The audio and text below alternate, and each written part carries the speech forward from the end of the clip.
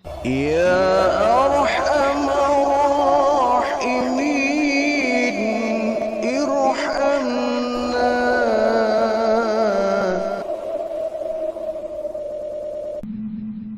Nah, yang namanya neraka itu kan tempat yang sangat mengerikan ya.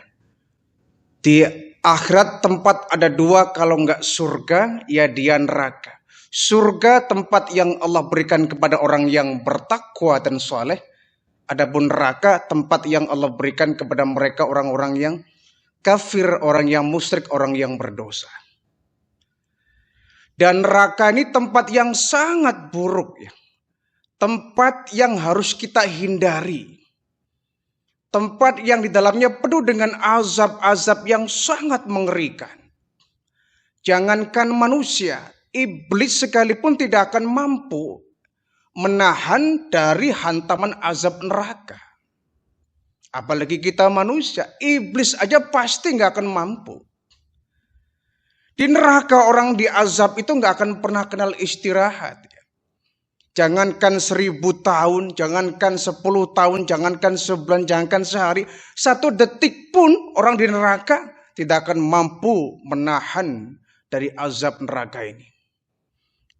Nah, karena neraka ini tempat yang sangat angker, maka Allah mewanti-wanti jangan sampai ada orang yang beriman masuk di dalamnya. Tidak pantas neraka dimasuki orang-orang yang beriman. Maka dalam At-Tahrim ayat 6 Allah mewanti-wanti kita ya, memberikan peringatan jauh-jauh. Ya ayyuhalladzina amanu qu anfusakum wa ahlikum nara. Wahai orang yang beriman, jaga dirimu dari azab neraka yang sangat memilukan, azab neraka yang sangat menyakitkan. Wahlikum, dan juga keluargamu. Jaga dirimu, jaga keluargamu, jangan sampai kau masuk ke dalam neraka. Ini ayat ini begitu indahnya Allah memperingatkan kita betapa rahman rahimnya Allah. Allah nggak mau kita sebagai orang yang beriman masuk ke neraka. Nggak pantas orang yang beriman masuk menjadi penghuni neraka. Oleh sebab itu baginda Rasulullah Sallallahu Alaihi Wasallam pernah bersabda, "Man kana akhiru kalamihi la ilaha illallah dakhalal jannah." Siapapun orangnya yang mengucapkan la ilaha illallah di akhir hidupnya, orang tersebut masuk surga. Artinya kita mengucapkan kalimat la ilaha illallah itu kan bentuk daripada akar iman.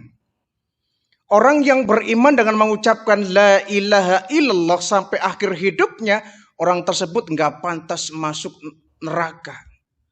Maka dakhalal jannah, orang itu pasti masuk surga. Sahabat ada yang bertanya, ya Rasul segampang itu? Iya. Walaupun orangnya suka berdosa, suka berdosa.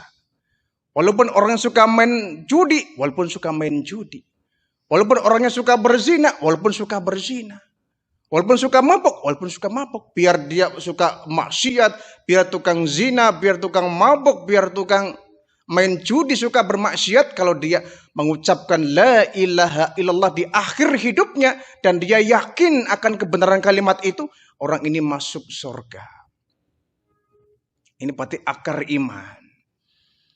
Kok gampang sekali hanya mengucapkan la ilaha illallah orang masuk surga? Ya tentu tidak ya.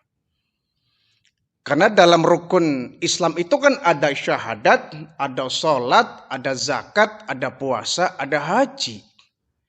Masuk surga memang bisa menggunakan syahadat. Tapi kalau sholatnya nggak dikerjakan, puasa nggak dilaksanakan, zakat nggak ditunaikan, haji pun nggak dikerjakan, ya orang masuk surga cuma dia akan mampir dulu. Mampirnya kemana? Ya ke neraka. Kenapa? Modal ibadahnya cuma syahadat. Modalnya minim, hanya syahadat saja. Dia masuk surga. Tetapi nggak segampang itu. Orang yang masuk surga dengan mulus bukan cuma bermodalkan syahadat. Dia sholat, dia zakat, dia puasa, dia haji. Ini yang langsung masuk surga. Adapun yang modal hidupnya, modal ibadahnya hanya la ilaha illallah, hanya dia bersyahadat saja, dia benar masuk surga tapi kemudian dia harus dicuci dulu dosanya. Dosa apa? Dosa nggak mengerjakan sholat, dosa nggak mengerjakan puasa, dosa mengerjakan haji, zakat.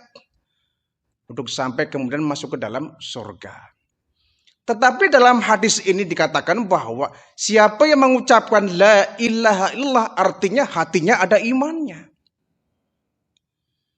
Hatinya ada imannya, walaupun orang seperti ini akan masuk neraka, tapi insya Allah kalau hatinya ada imannya, orang tersebut tidak akan selamanya tinggal di neraka.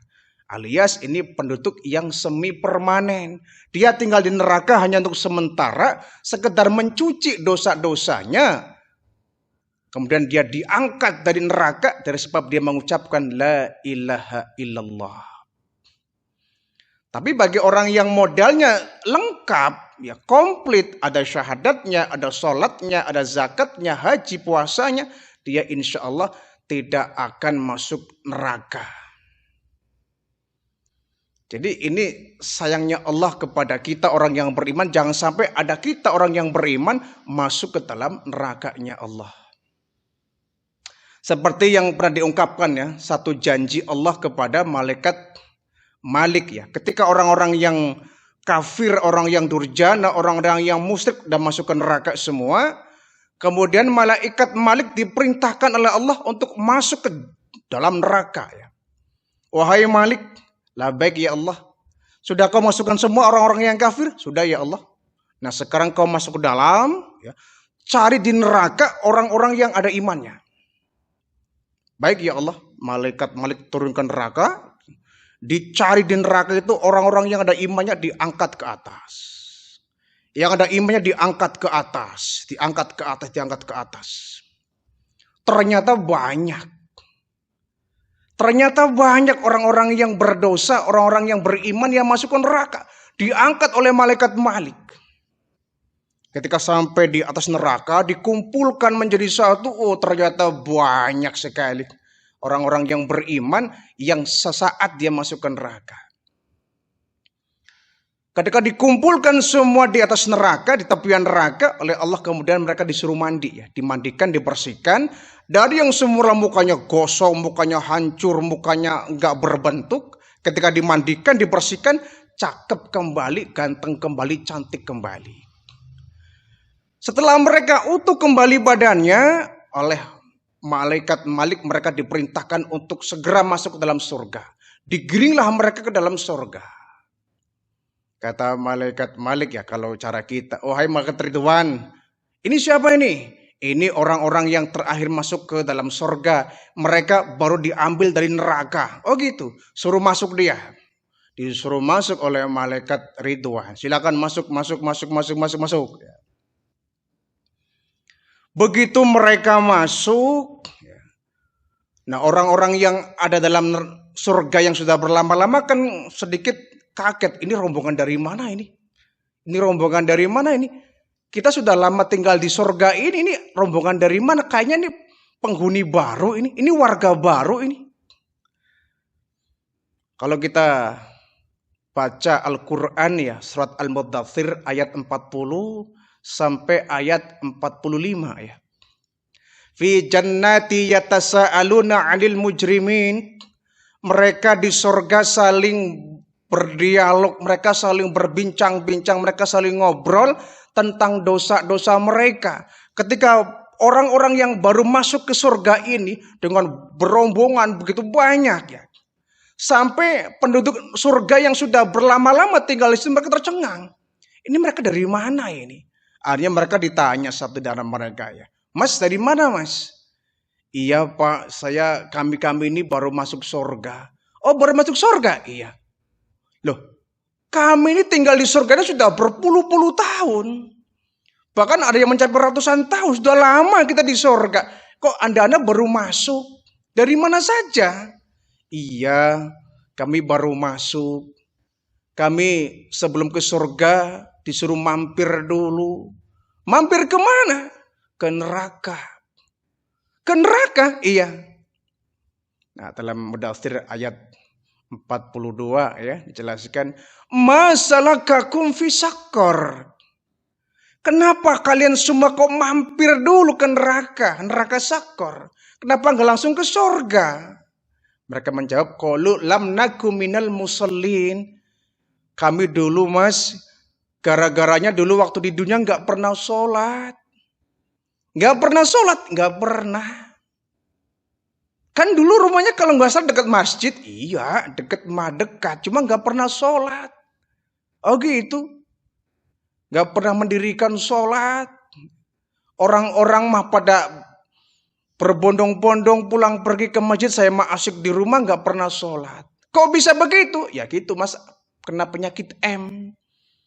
Apa penyakit M itu? Malas. Masya Allah.